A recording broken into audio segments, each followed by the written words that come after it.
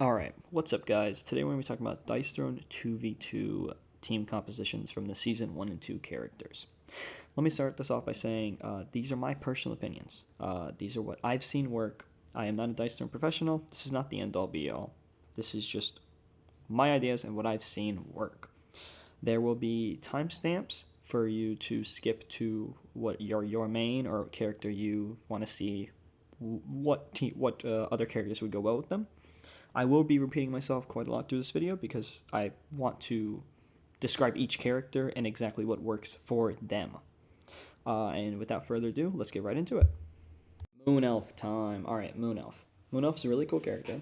Applying tons of status effects to your opponent, ruining their day, and then applying targeted, which is very good for 2v2 because then you can give your teammate that extra 2 damage, which is going to come into play with some of these teams. But Moon Elf really struggles from a lack of combat points and lack of drawing cards because their economy is garbage. They don't really have ways to draw cards or gain combat points. They kind of just got to go with they have to make a lot of decisions throughout the game of just like sacrificing cards for combat points. But teaming up with the Gunslinger changes that because Gunslinger applies the status effect Bounty, which whenever you hit someone who has the Bounty token, you deal 1 extra damage and you gain a combat point, which is huge for Moon Elf. Just lets them play more cards and just have combat points readily available. And it also adds 1 damage on top of the fact that Moon Elf's already going to be applying the status effect Targeted. So having targeted and bounty on someone is ridiculous. That's just 3 extra damage on all attacks you do to them.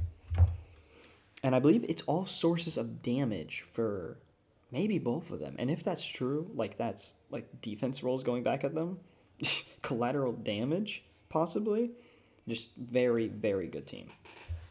Next up is Ninja. Ninja's very good with Moon Elf because Moon Elf can apply the targeted, and then Ninja can deal high amounts of undefendable damage, which becomes higher amounts of undefendable damage because of the targeted. Very, very nice. And it gives you more control over the match because of the fact that Ninja's already applying smoke bombs a lot, which to themselves, which has a 50% chance of taking all damage down to 0. And then Moon Elf's also applying blindness, which is a chance to just negate the person's offensive roll phase. So these two combined, you're taking much less damage and you're causing your opponents to sometimes just whiff offensive roll phases. Very, very strong. Alright, now to talk about Pyromancer. Pyromancer is an interesting character because she is one of the better characters in the game, top 5 depending on what you're ranking her as, but she is very good because she's just complete rushdown. And to put her in a team, you need to either have someone that's also rushdown or someone that can complement her playstyle. Like Pyro Artificer. Pyro Artificer is just win the game as fast as possible. Both of you are hitting more than 10 damage per offensive roll phase. It's just disgusting. Then you can also try Pyro Shadow Thief, which might seem counterintuitive because Shadow Thieves, sets up for a very strong endgame. But if you're running Pyro Shadow, you can just have Shadow Thief play a support role where the Shadow Thief's either drawing cards or just getting shadows to, keep them from taking less. 50% of attacks coming in are going to do nothing because as long as Shadow Thief keeps the shadows. And then just having a Shadow Thief means you can transfer the shadows onto the Pyromancer as soon as it's about to run out. So like, let's say you're a Shadow Thief, you enter the shadows using the offensive roll, you keep that, it goes around the entire table. You can't be hit during any of that, by the way, which is insane, unless someone status removal, obviously. It gets all the way back to you. You're about to end your turn. You're in your second main. Transfer the token back over to Pyromancer. And then you have this 1 shadow token will have lived 6 turns, which is insanity. So Shadow Thief's going to pop up a lot in these because he's so powerful. And then, yeah, the Shadow Thief can just be drawing cards to help the Pyromancer's rolls. And ideally you go for like a stun chain. Because if you can just keep hitting stuns with, and you have two characters that are like Shadow Thief has tons of cards. He can just help alter the dice. Pyromancer has cards to alter the dice. And because you're hitting collateral damage, your mini ult does one undefendable per fire mastery. So let's say you have 5 fire mastery, 5 undefendable to one person, plus 2 undefendable to, or plus 2 collateral to both of them. That's 9 damage. If you can chain that 2 or 3 turns, that's ridiculous damage.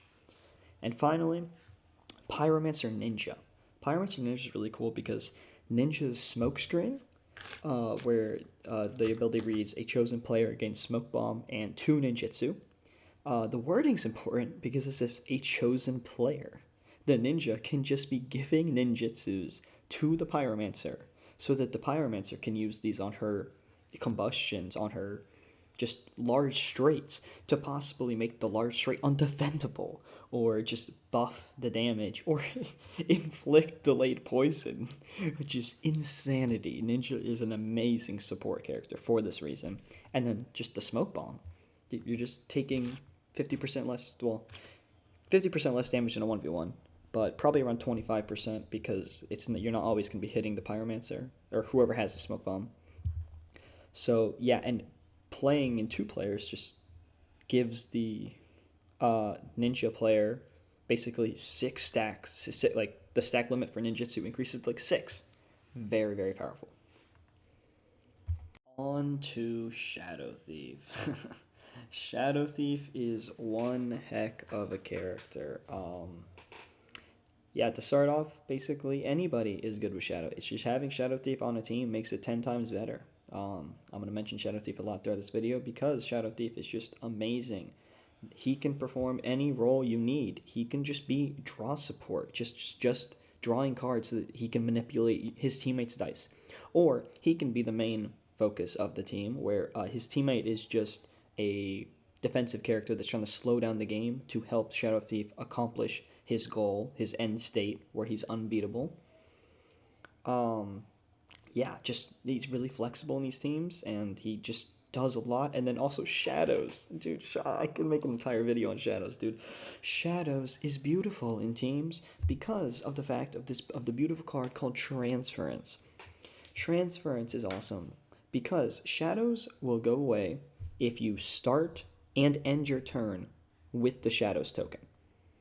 Now, if you, let's say, are Shadow Thief, you do your Enter the Shadows offensive roll phase, then that Shadows token stays, assuming nobody removes it, that stays until it gets to go through 3 people's turns, and 2 of those are hitting you back. So there's a chance that you could negate 2 attacks with Shadows, which you cannot do in 1v1, obviously, because you're just going to take your turn right after. But then, to make it even better, with Transference, let's say, yeah, you enter the Shadows, it goes all the way around, it's back to you. You're in your second main phase, about to lose the Shadows token. You transfer that Shadows onto your teammate. Now it stays in the play for another one of the opponent's turns. And then it will finally pass to your teammate's turn and they'll lose it. But that's a lifetime of 6 turns that this one Shadow token can last you. Insanity. Alright, now on to the actual teams. One team, Pyromancer. Wouldn't expect it because, again, Shadow Thief's end goal takes a while. Pyromancer just wants to blow you up. But we can use that and have the Shadow Thief just be the support character. Have Shadow Thief draw cards. Have Shadow Thief gain shadows constantly. So that half the time that your opponents are attacking, assuming that the Shadow Thief is in shadows most of the time, you're just taking no damage. And then, like, it's... And then the Shadow Thief's drawing cards, cardicopying over and over again. And then they see all these dice manipulation cards. And then you can just dice manipulate Pyromancer so that she can stun chain and do insane amounts of damage. It's just beautiful. Alright, on the Paladin. Now this is where Shadow Thief gets to be in the driver's seat. Shadow Thief is the one playing out his normal game, building up to his end state, while the Paladin protects both of you, just locks you down, keeps applying, retaliates to scare your opponents off, doing big attacks. Keeps just roll and protects, hearts to heal, gain protects, upgrade his defense, all of that. Because that just slows down the game more, makes you guys take less damage. And then Shadow Thief gets to his end state and, wins normally. It's as simple as that. On to Ninja. Ninja is it's kind of like teetering the line of, is this even worth it? Because the only really thing Ninja brings to Shadow Thief is just smoke bombs, which just makes it so that it's just he's protecting himself, and possibly if he already has a smoke bomb, giving Shadow Thief a smoke bomb. So it's just more ways of mitigating damage, just slowing the game down. That's all Shadow Thief needs, really, though. All right, and then Seraph, same deal here. Seraph slows down the game, Seraph heals, but then Seraph can also remove status effects from opponents and teammates using Purify. So, very nice if you're against like a Moon Elf or something, and Moon Elf gives your Shadow Thief blindness, just Seraph Purify, get that out of there so that he can actually do his card copying, actually to do his game plan so that he can accomplish his goal. And then you can also, if you have the cards in hand, once Shadow Thief set up to just lock in the win, push for a Seraph ult. Make the Seraph ult, assuming you're not against someone who can apply status effects or ping really easily. Then the Blessing and Divinity is going to stick, and that's going to buy you another turn. And that probably is all you need. On to the Monk. The Monk, Monk's a decent character, and he's pretty flexible, which just makes him, I think, pretty good character in teams. And we got a few teams to talk about here. One being Ninja. So the one thing that Monk kind of lacks whenever he's playing on offense is the ability to do undefendable attacks. Like he's hitting for large numbers with that Tempest Strike and adding his chi. But Ninja can, as we talked about before, give Smokescreen to the Monk and let the Monk roll 2 ninjutsus. And if you hold Dice Manipulation or you just get lucky, you're turning a Tempest Strike that's, possibly, it averages 10.5 damage. But let's say you 12 damage Tempest Strike plus 5 chi, 17 damage, add 2 ninjutsus, one adds a damage, one makes it undefendable. That's 18 undefendable damage. To be fair, that requires a lot of setup, but that's just the possibilities that you have. On the Pyromancer. Monk Pyromancer, just rush down, punch him, beat him up as fast as possible. And then technically, if you need to, you can just use the chi to save you guys if you're the one being hit. And yeah, pretty nice.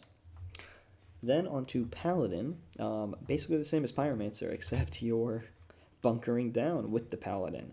You're just tanking damage so that the Paladin can reach his end state where he's extremely powerful and able to just mill through his deck, and that's the game plan. Paladin time. The Paladin is very good character, and basically in all these teams, I mean, he's just a tanky guy. He's just support. Yeah, you pair him with pretty much anything, and he's gonna work. Starting off with a Barbarian.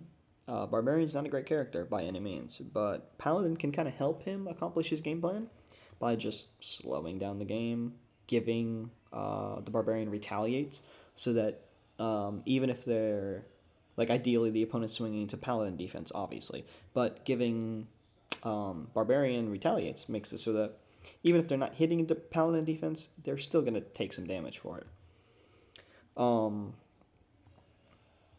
Pyromancer. Very neat team up. You wouldn't think it because, Pyromancer's just trying to swing, end the game as fast as possible. Paladin's trying to slow it down. But what you can do is you can just play aggro Paladin. You can just swap between the critical where it gives you crit and accuracy, and then swinging with straights or you're a full house. Very, very nice. And then you can also be giving, same thing you did with Barbarian, you can just give Pyromancer retaliates, so that even if they're swinging into Pyromancer, they're taking more damage back, and Pyromancer already deals a ton of damage off her defense. Very nice combo. On to Shadow Thief. Very good combo. Because Shadow Thief, what Shadow Thief want to do? Shadow Thief wants to draw out the game as, as long as needed to accomplish his end state, where he wins. What is the what does the Paladin do? The Paladin slows down the game. Perfect combo. Just bunker down until your Shadow Thief can win the game. That's basically what you do. And then possibly have Shadow Thief pop a he'll help you pop an ult so that you get Blessing of Divinity, assuming the opponent doesn't have a pinger like Artificer, or someone who can apply poison like another Shadow Thief. On to Monk. Monk Paladin, pretty strong. You just bunker down. Monk bunkers down and waits for you to accomplish your end state, where you're milling through your deck, you have all your upgrades, and you guys win. It's pretty simple. Cursed Pirate. This is the first time Cursed Pirate's popped up in here. And I don't think it's fair to Cursed Pirate, because Cursed Pirate's a great character. And I think she's also very great in teams. Just because powder kegs are beautiful, and then you also have the card that can apply multiple powder. This is in Cursed Pirate section. On to how Paladin helps the Cursed Pirate. Paladin can just bunker down and wait for Cursed Pirate to accomplish your game plan. Give Cursed Pirate, just give them both retaliate so that more damage is going at the opponent. Also, Cursed Pirate can kind of flip instantly if you're running like Paladin Cursed Pirate, because then Paladin can do some healing to offset the damage that you're taking. And then, yeah, it's just really powerful, because then Cursed Pirate can just go ham. And then if you're against like a Shadow Thief, Cursed Pirate flips. Anytime Shadow Thief tries to draw cards, he gets a powder keg. It's amazing. Very, very good combo. And finally, Seraph. Same thing as Monk. You both bunker down. Seraph can get rid of the bad effects that hurt you, which is actually kind of a weakness to Seraph and Paladin. Or not Seraph, obviously, but to Paladin, because he doesn't really have much. He doesn't have any status removal. And that's how you can get through Paladin defense, is through statuses. But Seraph can help eliminate that weakness until Paladin accomplishes his end state. Alright, now on to the Ninja. Ninja is a beautiful character in teams. She is amazing because of this one move smokescreen. A chosen player gains smoke bomb and 2 ninjutsus. That means you can give this to your teammate and basically make any character in the game get 2 ninjutsus, which can, and the smoke bomb. So the ninjutsus allow you to help your teammate get undefendable attacks, possibly, as long as you're holding dice manipulation for it, or you get lucky. Or just add damage, But then the smoke bomb also makes it so that if your teammate doesn't have a great defense, you can also just negate damage half the time that they're hitting your teammate. It is so good, such a good combo. And that leads into our first team pick, Pyromancer. Pyromancer Ninja is amazing because Ninja can just give Pyromancer these ninjutsu tokens. She can spend them to make her combustion bigger, to make her large straight, or small, make her straights bigger and undefendable. That's huge because she does not have that normally. Only way she can deal undefendable is with an ult, mini ult, or with spending Firemaster tokens on a combustion. But if the Pyromancer's set up and she's got like 6 fire tokens, she doesn't want to spend them, pop a large straight, make it undefendable, like fully leveled up large straight like that that's 16 damage, so much damage. And then just making it undefendable, which she cannot do on her base board without spending the tokens, which just makes Ninja such a good teammate for her. Shadow Thief. This is not as powerful as, Pyromancer Ninja is, but Ninja just hangs in the back, smoke bombs, sneaks some damage through here and there, until the Shadow Thief can achieve his end goal, and then you win, Monk. Monk Ninja is really good because Ninja can give the ninjutsu tokens, make Monk's big hits, big Tempest strikes with the Chi undefendable. Amazing. And then just smoke bomb again. It's just amazing. It's just, it's awesome in teams. On the Treant, I'm going to keep repeating myself. the ninjutsu tokens. That's this whole thing. It, it's so good. And then also, the fact that you're in teams makes it so that basically the stack limit for smoke bomb and ninjutsu is doubled. You can have 2 smoke bombs out. You can have 6 ninjutsu tokens out. Just amazing, amazing, amazing. And then yeah, with Treant, just wait for Treant to build up, launch it, wait for him to launch a big attack, help him make it undefendable with ninjutsu tokens. Um, Same deal with Curse Pirate, Artificer, Vampire Lord. Like all of them, just make their attacks undefendable. It's fantastic. And then combined with Curse Pirate, your smoke bombs are helping to offset the damage that Curse Pirate might be taking if she flipped.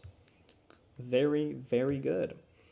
And then Vampire Lord, she can already make some of her attacks undefendable, but this just eases the load, helps her hit bigger heals for you and her, and can help her make it undefendable easier. All right, on to Cursed Pirate. Cursed Pirate, let me say this. Same thing with Shadow Thief, just great character. You can pair this character with anyone, really, and you're going to have a good time. Cursed Pirate's game plan is just so... It's so easy, it's so good. Like, it's just, it's awesome. Um, but then for teams, the cool thing with Cursed Pirate is that you can pretty much flip instantly no matter what. Because of the fact that the flip, the negatives is, you take 4 damage during your upkeep phase. Not ideal. But because you're playing 2v2, you're actually only taking this one every 4 turns rather than once every 2 turns. So the negatives are kind of literally cut in half. And then its positives are doubled because this passive reads, if your opponent does not inflict damage due to their offensive roll phase, then you inflict them with Powder Keg. And that's already really powerful for versing just resource gathering characters. But it's really good in 2v2 because a lot of team comps are going to have a character that is just supporting, that is just healing Seraph, that is just drawing cards, Shadow Thief, just to support their teammate. And if you have a Cursed Pirate that's flipped, they eat a Powder Keg every single time they go to draw cards. So it makes them think twice about everything they're doing. It is fantastic. Either slows them down because they can't gain resources, or makes them eat damage for free. And then on to the actual teams, starting off with Moon Elf. And the reason why this team is pretty good, because Moon Elf inflicts the status effect Blind. After an opponent with this token concludes their offensive roll phase, they must roll a die. If it's a 1 or a 2, their attack fails.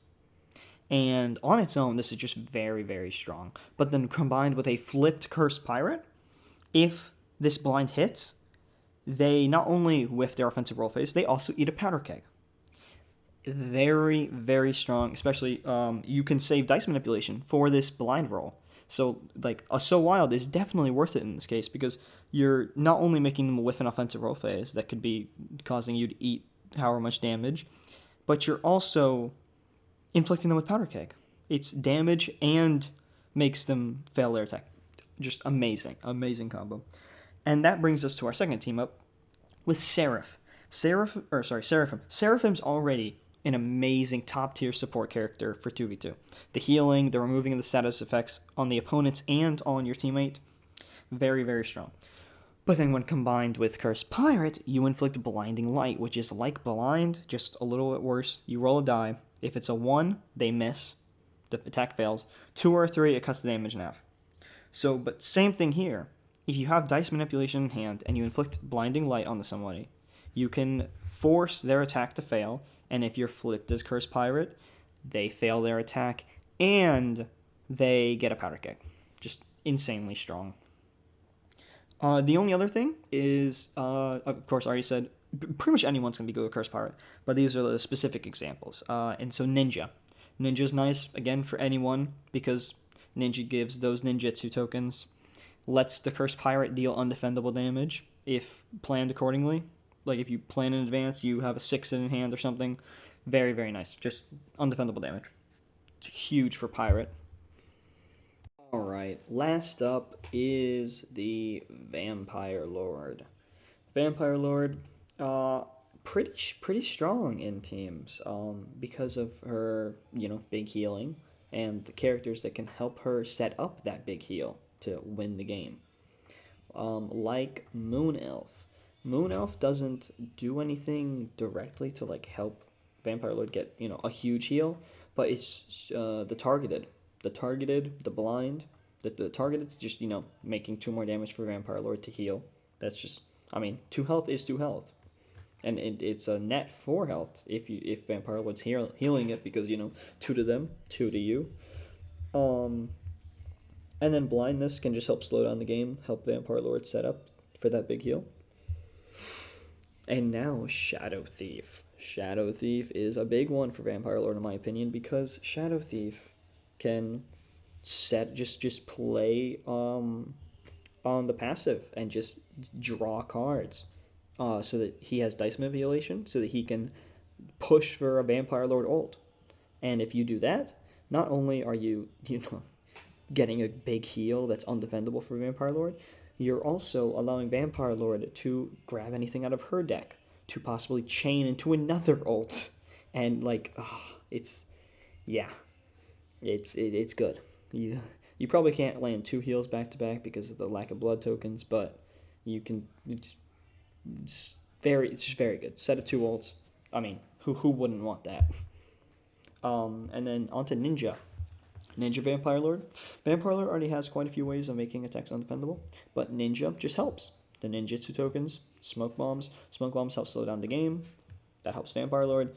Ninjutsus help make, with setup or luck, make her attacks undefendable. So just make a heal undefendable without having to pop an ult or spend resources. It's just very, very nice. And finally, Seraphim. Seraphim's a support, adds more healing, stats effect removal. It's just nice to have a Seraphim. Alright, that is going to conclude this video. I hope you guys enjoyed. If you disagree or agree or have any other team recommendations, make sure to drop them in comments, and I might make another video like this. But until then, peace.